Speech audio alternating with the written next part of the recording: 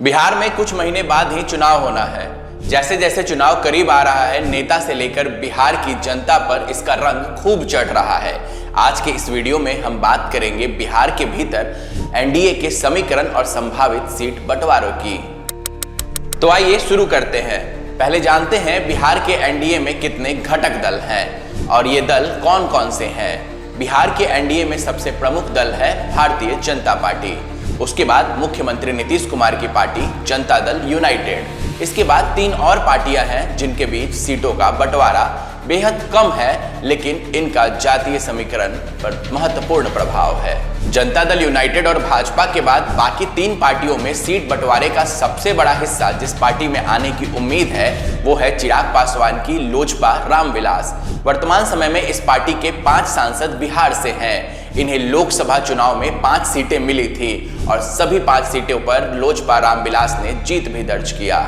इसके बाद है जीतन राम मांझी की हिंदुस्तानी अवाम मोर्चा, जिसके प्रमुख जीतन राम मांझी जो अभी सांसद भी हैं और केंद्रीय मंत्री भी। ये दोनों ही बिहार एनडीए में बड़े दलित चेहरे हैं जिनका बड़ा प्रभाव बिहार की दलित आबादी पर है। और 5वां दल है राष्ट्रीय लोक मोर्चा, जिसके नेता है उपेंद्र कुशवाहा। ये बिहार की राजनीति में अभी भले ही सांसद का चुनाव हार गए हों, लेकिन एक जाति विशेष पर उपेंद्र कुशवाहा का बड़ा प्रभाव है जिसे बिहार की राजनीति में नकारा नहीं जा सकता। अगर जातीय समीकरण की बात करें तो बड़ा दल होने के कारण भाजपा में कई प्रमुख चेहरे हैं, जिस कारण भाजपा ने सामान्य वर्ग के साथ साथ ओबीसी और दलित चेहरे के कई नेताओं को अपने दल में बड़ा स्थान भी दे रखा है। अगर पद की दृष्टि से बात करें तो भाजपा के पास अभी 2 उप मुख्यमंत्री हैं, एक है सम्राट चौधरी और दूसरे विजय कुमार सिन्हा। सम्राट चौधरी कुशवाहा जाति से आते हैं, वहीं विजय कुमार सिन्हा भूमिहार जाति से ताल्लुक रखते हैं। इसके साथ ही वर्तमान के प्रदेश अध्यक्ष दिलीप जायसवाल भी वैश्य समाज के हैं। भाजपा के पास ऐसे कई और प्रमुख चेहरे हैं जो अन्य जातियों का प्रतिनिधित्व करते हैं, लेकिन राज्य की राजनीति में भाजपा में ये 3 चेहरे अभी बड़ा नाम है।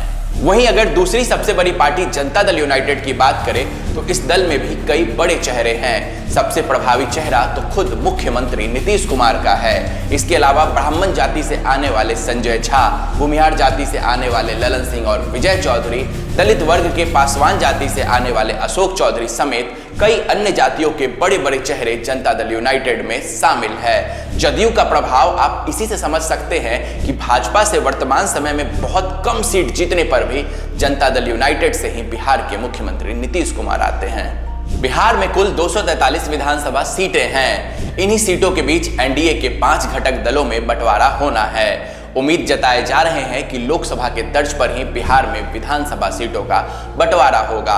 ऐसे में तकरीबन 203 से 205 सीटों पर जदयू और भाजपा खुद ही चुनाव लड़ेगी, जिसमें 102 से 103 सीटों पर जदयू और तकरीबन इतनी ही सीटों पर भाजपा के भी लड़ने की संभावना है।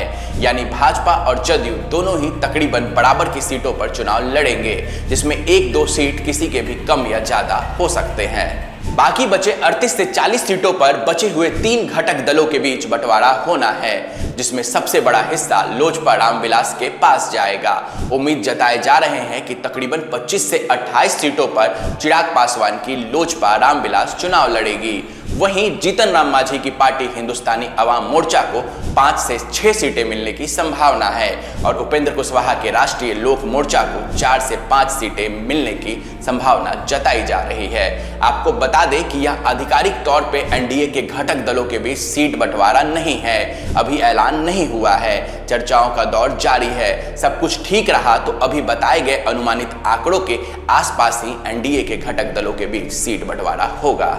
बिहार चुनाव समेत देश विदेश के तमाम गतिविधियों से जुड़ी वीडियो को देखने के लिए हमारे चैनल को सब्सक्राइब करें।